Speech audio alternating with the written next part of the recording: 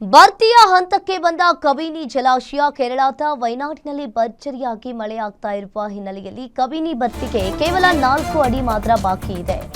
ಕಬಿನಿ ಜಲಾಶಯಕ್ಕೆ 11,747 ಕ್ಯೂಸೆಕ್ ನೀರು ಒಳಹರಿವು. ಇನ್ನು ಜಲಾಶಯದಿಂದ 500 ಕ್ಯೂಸೆಕ್ ನೀರು ಹೊರಹರಿವಾಗಿದೆ. 2,884 ಅಡಿ ಸಾಮರ್ಥ್ಯದ ಡ್ಯಾಂನಲ್ಲಿ 2,580.8 ಅಡಿ ನೀರು ಸಂಗ್ರಹಗೊಂಡಿರುವಂತದ್ದು. 19.52 ಟಿಎಂಸಿ ನೀರು ಸಂಗ್ರಹದ ಸಾಮರ್ಥ್ಯದ ಕಬಿನಿ ಡ್ಯಾಂ. ಇನ್ನು ಪ್ರಸ್ತುತ ಜಲಾಶಯದಲ್ಲಿ ಈಗ 17.9 ಟಿಎಂಸಿ ನೀರು ಸಂಗ್ರಹಗೊಂಡಿದೆ. ಇಲ್ಲಿ ಒಂದ್ ಕಡೆ ಇಂದು ರಾತ್ರಿ ವೇಳೆಗೆ ಬಹುತೇಕ ಕಬಿನಿ ಜಲಾಶಯ ಭರ್ತಿಯಾಗಲಿದೆ. ನಾಳೆ ಕಬಿನಿ ಜಲಾಶಯದಿಂದ ನೀರು ಬಿಡುಗಡೆಯಾಗುವ ಸಾಧ್ಯತೆ ಕೂಡ ಇದೆ. ಇನ್ನು ಒಂದ್ ಕಡೆ ಕೇರಳದ ವಯನಾಡಿನಲ್ಲಿ ಮಳೆಯಾಗ್ತಾ ಇರುವ ಹಿನ್ನೆಲೆಯಲ್ಲಿ ಈ ಕಬಿನಿ ಈಗಾಗಲೇ ಭರ್ತಿಗೊಂಡಿರುವಂತದ್ದು. ಕಬಿನಿ ಜಲಾಶಯಕ್ಕೆ 11,747 ಕ್ಯೂಸೆಕ್ ನೀರು ಒಳಹರಿವು ಆಗಿರುವಂತದ್ದು.